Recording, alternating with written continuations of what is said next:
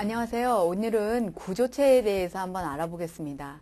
구조체를 사용하기 전에 여러분들이 기억 클래스에 대해서 알아두셔야 돼요. 기억 클래스는 그전 강의 시간에 한번 배웠었죠. 하지만 지금쯤 됐으면은 잘 사용하시는 분도 있겠지만 기억이 가물가물할 수도 있으니까 다시 한번 설명해 드릴게요. 자, 기억 클래스는 오토형으로 선언할 수가 있어요. 자, 오토형 한 다음에 여기에다가 변수 선언, 예를 들면은 int a 이런 식으로 선언할 수 있겠죠. 자, 이거는 자동 변수라고 그래서 그 블럭 내에서만 사용할 수 있는 기억 클래스라고 했어요. 오토형이요. 그 다음에 레지스터가 있었죠. 자, 레지스터 한 다음에 int a 하게 되면 어떻게 된다고 했죠? 레지스터로 선언을 한다고 했죠. 레지스터를 사용하는 이유는요, CPU 내에 있는 저장 장치를 사용하기 때문에 속도를 높일 수가 있다고 했어요. 그렇죠? 자, 그 다음에 또 나온 게 스태틱 함수였어요. 자, 정적 함수로서 이렇게 사용할 경우에는 내가 그 값을 다시 그 블럭 안에 들어가도 값이 초기화되지 않고 유지하기 위해서 사용할 때 스태틱 함수를 사용한다고 했죠. 스태틱 기억 클래스요. 또 하나 뭐 있었죠? 익스턴이라고 있었어요. 그 프로그램을 실행하는 동안 계속 값을 유지하고 있는다고 했죠. 자, 이렇게 해서 내가 기억 클래스 네 가지에 대해서 알고 있었어요. 우리가 기억 클래스에 대해서 배울 때는 지역 클래스, 전역 클래스 이런 식으로 지역 변수, 전역 변수에서 그 지역 변수, 전역 변수 내에서 오토형, 레지스터, 스태틱 이런 식으로 나눴는데요. 그냥 이런 식으로 오토형 기억 클래스, 레지스터 기억 클래스, 스태틱, 익스턴 이런 게 있다. 이런 식으로 알아두시면 돼요. 자, 그런 다음에 구조체에 대해서 알아보겠습니다. 구조체에 대해서 알아볼 건데요. 구조체의 형식에 대해서 알아볼게요.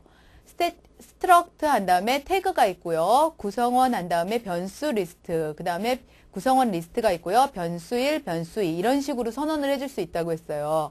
근데 이런 형식으로 보면 너무 막연하죠. 그렇기 때문에 예제의 선언 보기를 통해서 알아보겠습니다. 자, 스트럭트는 뭐라고요? 구조체를 선언하기 위해서 사용하는 예약어예요.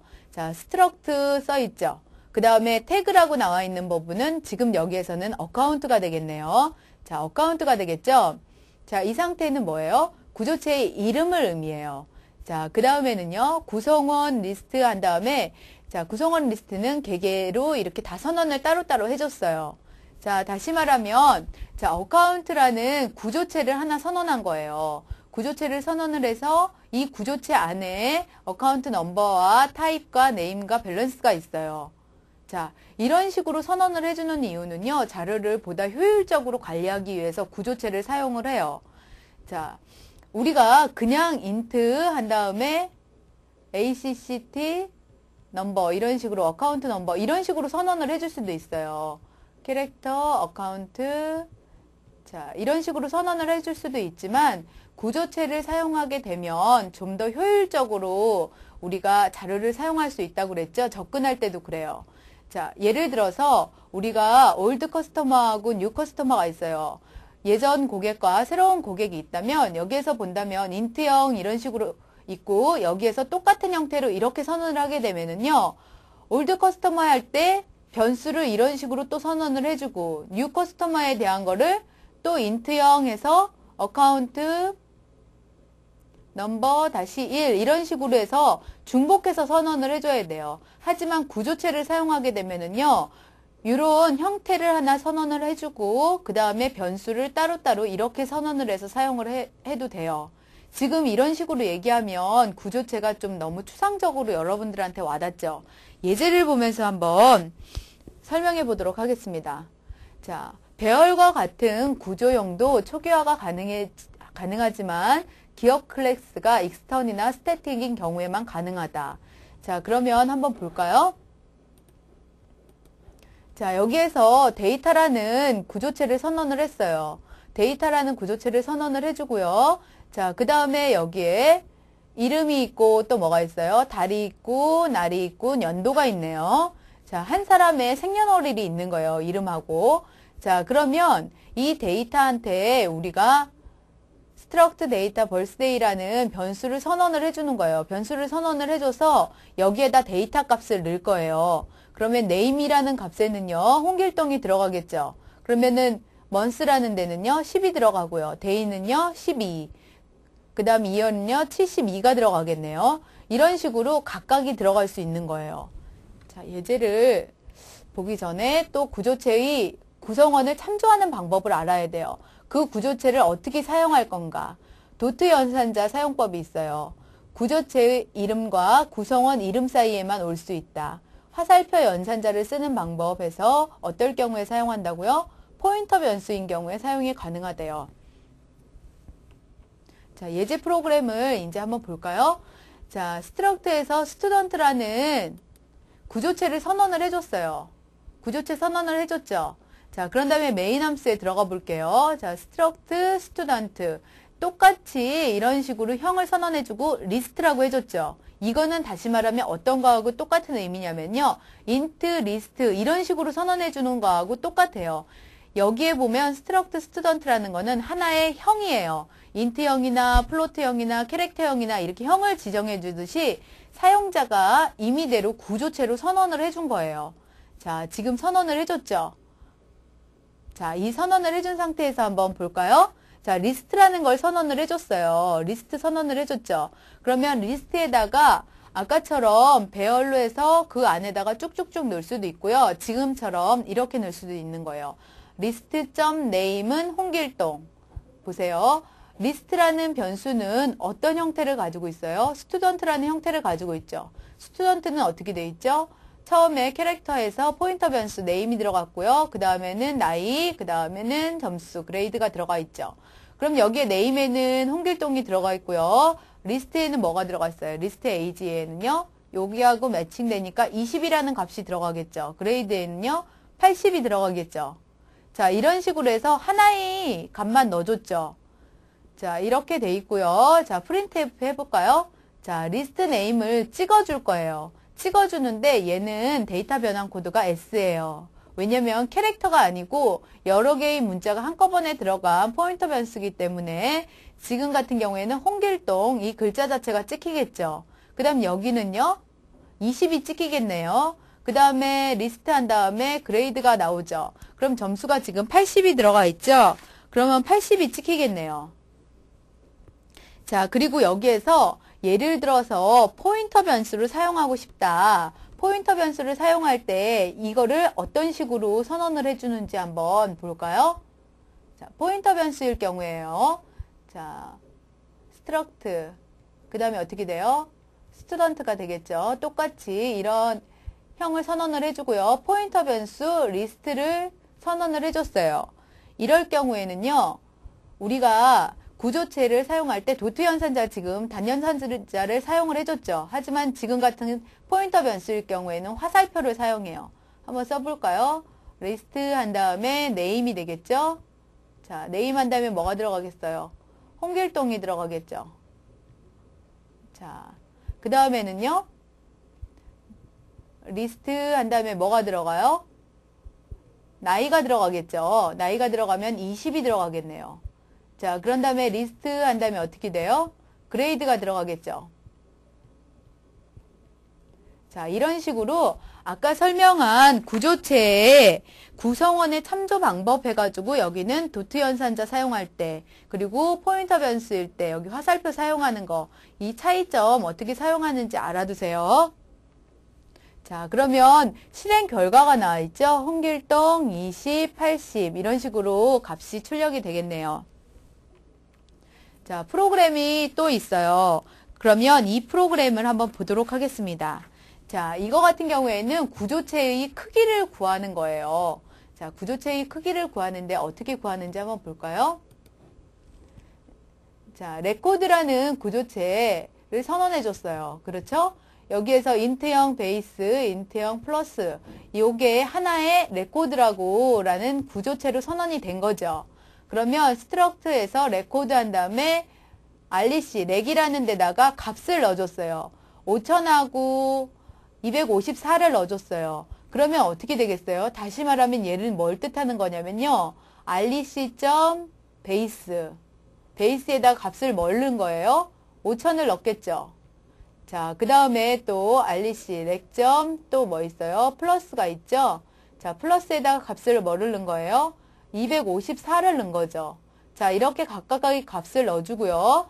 그 다음에 스트럭트 레코드 한 다음에 포인터 변수를 선언을 해줬네요. 그렇죠? 그런 다음에 int형에서 선언을 해줬어요. 자, addr 어드레스 사이즈하고요. 레코드 사이즈하고 주소 어떻게 출력되는지 한번 볼까요? 사이즈 of는 내가 그 데이터형이 몇 바이트를 차지하고 있는지 나타내주는 연산자예요. 기억 장소의 크기가 몇 바이트인지 나타내주는 게 사이즈 of라는 연산자라고 했죠.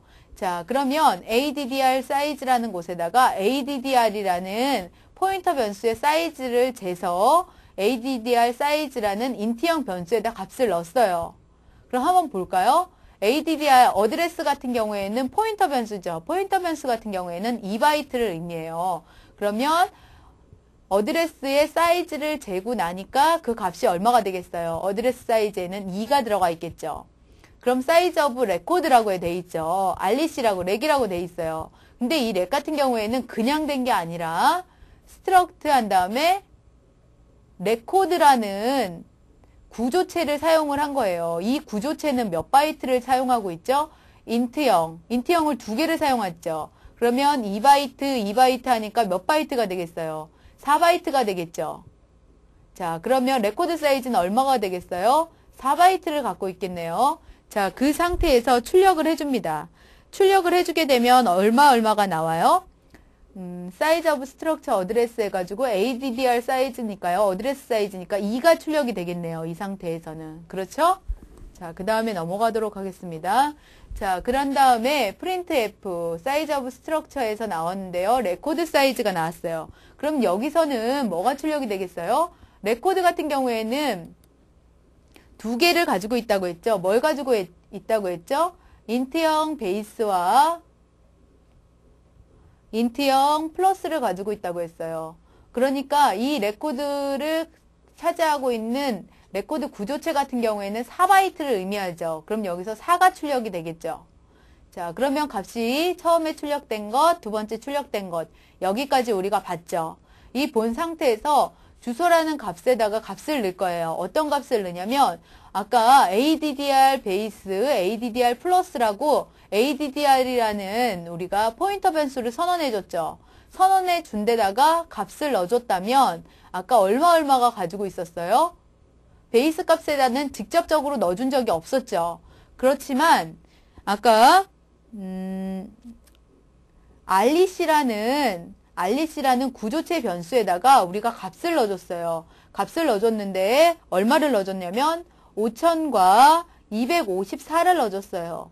5000이라는 거는 레코드점 뭐였죠? 베이스였죠. 베이스라는 데다가 5000이란 값을 넣어준고요. 레코드점 플러스요. 자, 플러스라는 데에는 254를 넣어줬어요.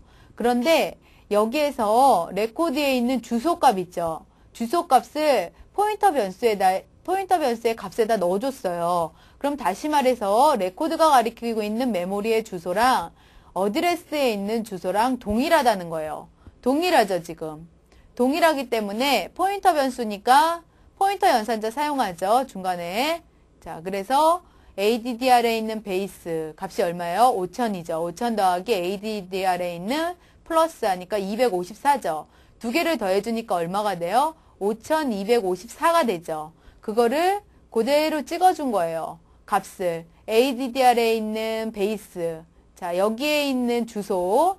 자, 주소를 이런 식으로 쭉 찍어주면은 5000과 254가 찍히겠죠. 그 다음에 주소는 얼마가 찍히겠어요? 더한 값이 들어가니까 5254가 들어가겠죠.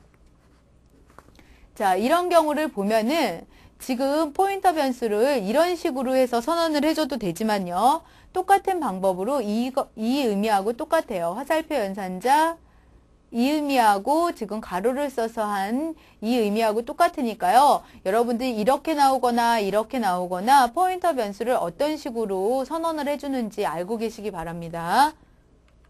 자, 그 다음에 프로그램 하나를 더 보도록 하겠습니다. 자, 펄슨이라는 스트럭처를 하나 선언을 해줬어요. 펄슨에는 네임이 들어가 있고요. 그리고 PID가 들어가 있네요. 그리고 또 팀이라는 구조체를 또 하나 선언해 줬어요. TID하고 근데 보니까는 스트럭트 안에 스트럭트가 있어요. 이거를 우리는 중첩 구조체라고 그래요. 그래서 구조체를 중복해서 사용할 때 어떤 식으로 사용할 건지 지금 나온 거거든요. 한번 볼까요? 자, 그러면 처음에 팀이라는 구조체를 한번 볼게요. 팀이라는 구조체는 어떤 식으로 이루어졌는지요. 자, 처음에 int형 TID로 이루어졌어요. 그렇죠. 그 다음에 struct person이라고 되어 있네요. person은 뭐예요? 여기 두 개를 가지고 있죠. 자, 그러면 name에 있는 30을 가지고 있고요. 그 다음에 PID를 가지고 있죠. 자, 이거는 뭘로 가지고 있어요? 치프로 가지고 있죠. 자, 그 다음에 또 struct person 한 다음에 step로 돼 있어요. 그럼 여기는 또 name에 30, 그 다음에 PID가 되는 거예요. 자, 이런 식으로 구조체를 선언해 준 다음에 이 구조체 안에서 다시 사용을 했어요. 이거를 중첩 구조체라고 그래요. 그럼 어떻게 선언을 해줬는지 볼까요? 자, 구조체에 팀이라고 해준 거예요. 이건 int라고 하는 거나 마찬가지라고 했죠. 형 선언하는 거. 팀 1이라고 해줬어요. 팀 1인데요. 팀 1이라는 변수 안에 처음에 TID에 얼마가 들어가겠어요? 16이 들어가겠죠. 그 다음에 치프라는 걸로 또 선언이 돼 있기 때문에 name, red 747. 그 다음에 여기에 있는 스태프에 또 어떻게 들어가겠어요? yellow 한 다음에 141이라는 값이 들어가겠죠. 그럼 출력을 해볼까요? 자, 팀 아이디는 팀 1에 TID가 출력이 된대요. 그럼 뭐가 출력이 되겠어요? 16이 출력이 되겠죠. 그 다음에 팀 1에 chief.name 이거 어떻게 사용하는지 한번 보세요. 자, name을 출력하면 뭐가 되겠어요? red가 되겠죠. 그 다음에는 뭐가 되겠어요? 팀 1의 chief의 PID는요, 747이 되겠죠. 자, 팀 1의 스태프의 name은요, 여기를 의미하네요. 그러면 yellow가 들어가겠죠.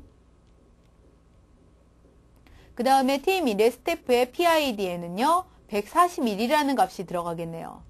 자, 구조체 안에 구조체를 선언하는 방법과 그 값 안에 값을 넣어주는 방법을 알아두시기 바랍니다. 그리고 출력을 하거나 아니면 그 구조체, 중첩 구조체를 사용했을 때 그 변수들을 어떻게 사용하는지. 피리어드가, 도트가 두 개나 들어갔죠? 자, 이렇게 해서 결과값을 보도록 하겠습니다. 결과값을 보면 어떻게 돼요? TID에 16, 그 다음 레드 747, 네임에는요, 옐로우, 그 다음에 141이 들어갔죠. 구조체도 여러분들이 포인터와 마찬가지로 C 언어를 사용할 때 구조체를 사용하게 되면 훨씬 더 효율적인 프로그램을 사용할 수가 있어요. 예를 들어서 어떤 사람이 있어요. 사람이 있다고 할 때 이 사람에 대한 뭐를 작성한다고 할까요? 인적사항을 작성을 한다고 할까요?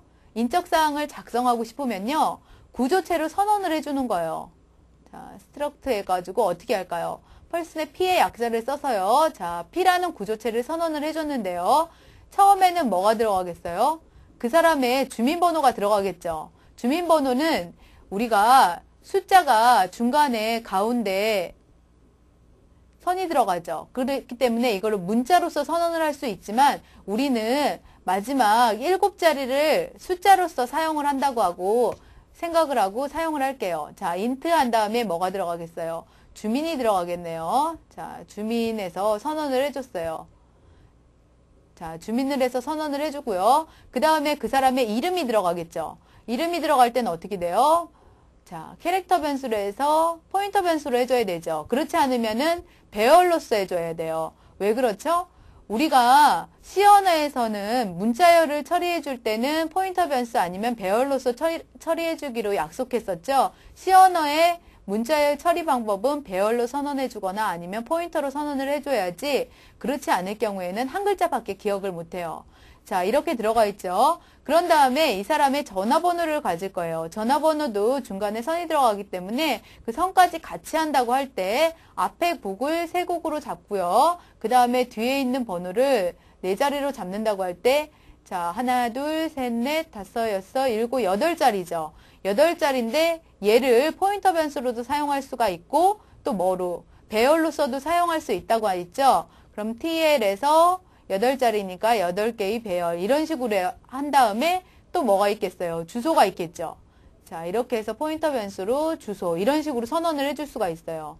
이렇게 되면은 이 P라는 이 함수들을 다 사용하고 싶으면 어떻게 해요? 이 구조체를 사용하고 싶으면은요.